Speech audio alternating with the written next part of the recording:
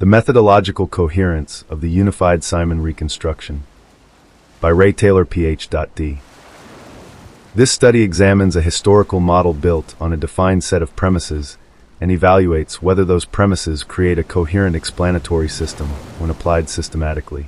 The purpose of this paper is not to validate any religious or political claim, but to analyze the internal logic of a reconstruction that treats several foundational figures in early literature as different literary masks placed over a single underlying teacher. The central figure in this reconstruction is the one you identify as Simon, and the question is whether the method that produces this conclusion holds under critical scrutiny. A methodological reconstruction begins by selecting a baseline world in which the texts under consideration were not written by multiple independent communities, but instead emerged from a later editorial environment that rewrote earlier river-based traditions into new shapes. Once this premise is chosen, a series of consequences follow. The textual fragments are no longer interpreted as windows into several movements, but as refractions of one core tradition. When the researcher applies this premise consistently, the narrative complexity collapses into a unified pattern. This paper examines whether that collapse increases or decreases explanatory clarity. The unified Simon model begins with the observation that the literary voices attributed to figures later named Jesus and Paul share unusual conceptual similarities. When the narrative tone, theological claims, and rhetorical posture exhibit a single trajectory across multiple texts, the simplest explanation is a shared origin. This is not a historical assertion, but a methodological one. Occam's principle requires the least complicated answer unless the evidence demands otherwise. If texts behave as though they originate from one mind or one core tradition, then the model that treats them as such gains methodological weight. Central to this reconstruction is the identification of Simon as the earlier teacher, whose ideas appear refracted in several later literary characters. This approach does not require acceptance of any biography. It requires only that the researcher tests whether the content attributed to different figures stabilizes when interpreted as expressions of one earlier voice. The measure of success is not popularity. The measure is whether contradictions dissolve when the unification premise is applied. A model that reduces narrative tension is stronger than one that multiplies imagined communities and imagined layers of authorship without necessity. The strongest element of the unified Simon approach is its treatment of parallel themes. The model observes that several teachings ascribed to different figures follow identical patterns of cosmology, identical symbolic structures, identical polemical targets, and identical rhetorical pivots. When texts from separate strands of tradition align so neatly that they can be read as variations of a single message, the unified model argues that they likely emerged from a single conceptual source.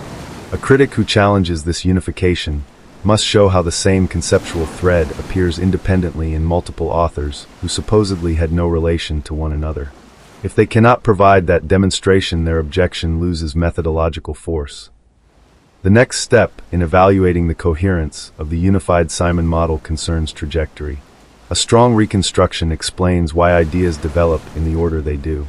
If the teachings attributed to Jesus, the innovations attributed to Paul, and the polemics attributed to early river-based teachers all follow a natural development when treated as one voice, the unified model gains stability.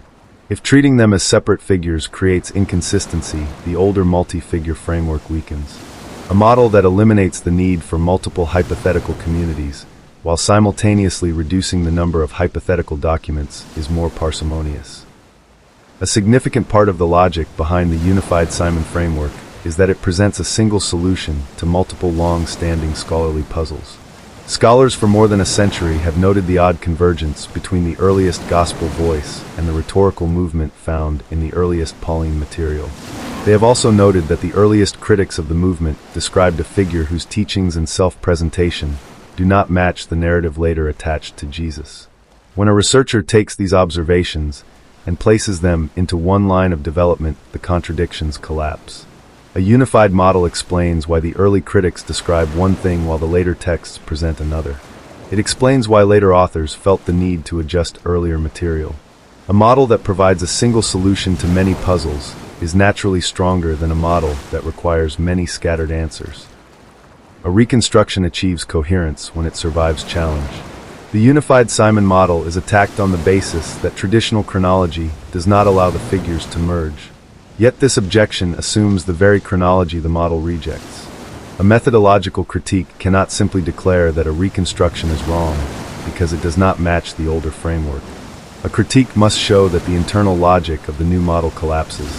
If the unification continues to hold under pressure, then the model remains viable, regardless of how unfamiliar it appears to established scholars. Resistance is not argument. Discomfort is not refutation. The question is simple. Does the unified Simon model explain textual behavior more cleanly than the multi-figure model? If the answer is yes, then its internal logic stands. If the answer is no, then it fails on its own terms. Evaluating this requires following the method with precision. When the method is applied consistently, the result is a reconstruction where the figures known later as Jesus and Paul function as literary redirections of an earlier river teacher. This conclusion is neither mystical nor conspiratorial. It is simply the stable endpoint of the premises. If a scholar wishes to challenge the conclusion, they must dismantle the premises, not the personality of the researcher. This paper concludes that a model built on clearly defined premises and applied without deviation can produce a coherent reconstruction that folds multiple literary identities into one conceptual origin. Whether the framework is embraced or rejected is irrelevant to its methodological coherence. A model stands or falls by its ability to reduce contradictions, clarify trajectories, and explain anomalies that the older model ignores. When a reconstruction unifies what had been fragmented and clears what had been obscure, it demonstrates the strength of its logic and the stability of its foundation.